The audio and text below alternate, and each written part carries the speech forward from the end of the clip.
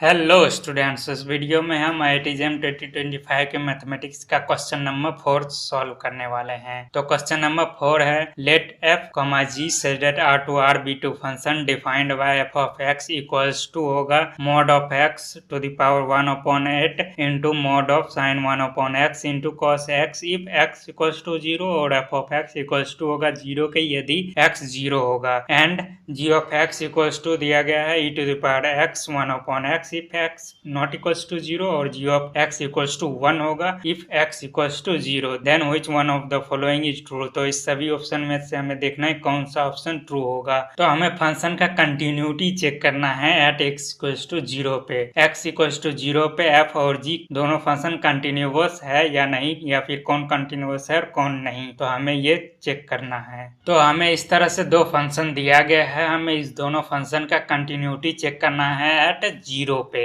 तो continuity check करने का एक डेफिनेशन होता है, वो होता है मान लो कोई फंक्शन है h का, हमें कंटिन्यूटी चेक करना है किसी पॉइंट पे। मान लो h कोई फंक्शन है r से r में, तो हम h को कहेंगे continuous at c belongs to r if and only if limit x tends to c as limit of h of x as x tends to c equals to h of c आ जाना चाहिए। मतलब यदि हमें किसी function h का continuity check करना है c पे, कोई रियल नंबर होगा तो हमें उसे इस तरह से चेक कर सकते हैं।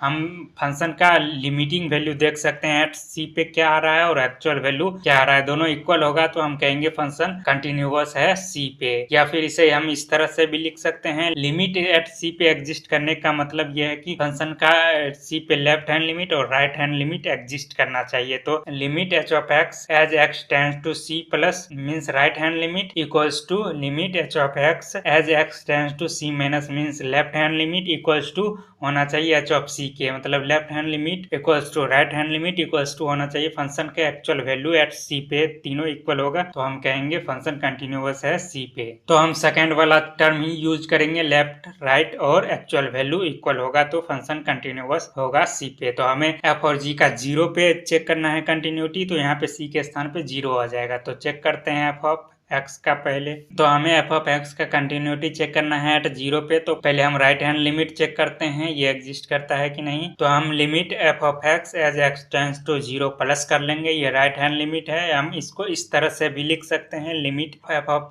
0 plus t as t tends to 0। Right hand limit को हम इस तरह से कन्वर्ट कर लेंगे, अदर वेरिएबल यहाँ पे यूज कर लेंगे t। तो limit f of 0 plus t as t tends to 0 आ जाएगा। राइट हैंड लिमिट चेक करने का यही डेफिनेशन है। यहाँ पे अगर फंक्शन f का राइट हैंड लिमिट चेक करना है तो हमें उसको अदर वेरिएबल में कन्वर्ट करके इस तरह से चेक कर सकते हैं, limit f of 0 plus t as t tends to 0। t को हम 0 को टेंस करा देंगे और फंक्शन में x के स्थान पे रिप्लेस कर देंगे 0 प्लस t।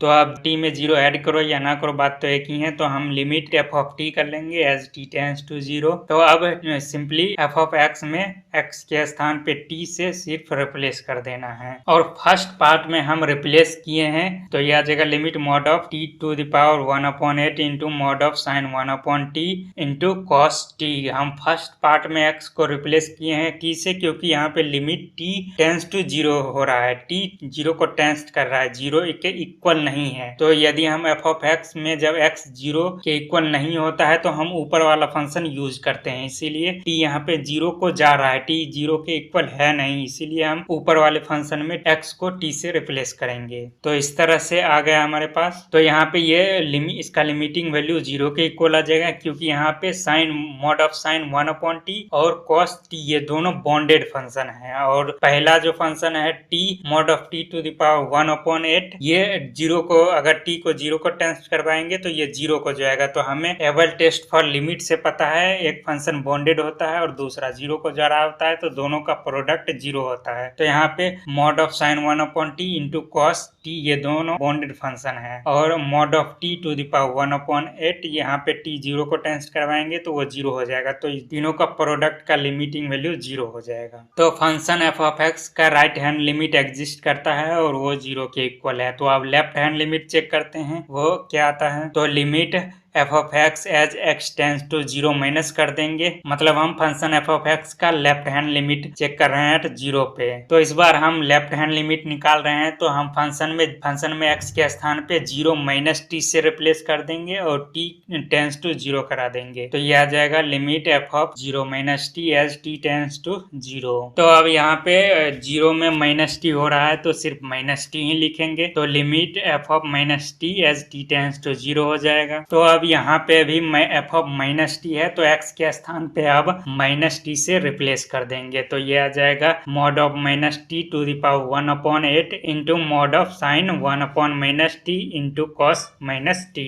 तो अब यहाँ पे मॉड ऑफ माइनस टी आ रहा है, तो मॉड लगा हुआ है तो उसको सिर्फ मॉड टी लिखो या मॉड ऑफ माइनस टी लिखो, बात तो एक ही है। तो यहाँ पे हम मॉड ऑफ माइनस टी के स्थान पे सिर्फ मॉड ऑफ टी यूज कर सकते हैं और साइन 1 माइनस टी है तो उसमें माइनस साइन से बाहर आ जाएगा और फिर मॉड लगा हुआ है तो वो भी सिर्फ बन जाएगा sign mod of sine 1/t और कॉस माइनस टी तो कॉस टी ही होता है। तो यहाँ पे हम इस पूरे के स्थान पे ये यूज कर सकते हैं mod of t to the power 1/8 into mod sine 1/t cos t as t tends to 0। और ये हम अभी ऊपर देख चुके हैं 0 के इक्वल होता है तो ये भी 0 आ जाएगा। तो left hand limit right hand limit दोनों एग्जिस्ट करता है और दोनों 0 के इक्वल आ रहा है। और फंक्शन का एक्चुअल वैल्यू 0 पे तो 0 दिया ही गया है। जब x 0 होता है तो एफ ऑफ एक्स 0 के इक्वल दिया ही गया है और हमें 0 पे ही कंटिन्यूटी चेक करना है। तो left hand limit right hand limit 0 पे चेक कर ली और फंक्शन का एक्चुअल वैल्यू भी 0 पे 0 ही दिया गया है। तो left hand limit right hand limit और एक्चुअल वैल्यू 0 पे तीनों सेम है, 0 ही आ रहा है। तो फंक्शन कंटिन्यूअस होगा 0 पे। ये तीनों इक्वल हो जाता है left hand limit right hand limit और एक्चुअल वैल्यू 0 पे, तो फंक्शन कंटिन्यूअस होता है। तो यहाँ पे तीनों इक्वल आ रहा है, तीनों 0 के ही इक्वल आ रहा है तो तीनों एग्जिस्ट करता है और तीनों इक्वल है तो फंक्शन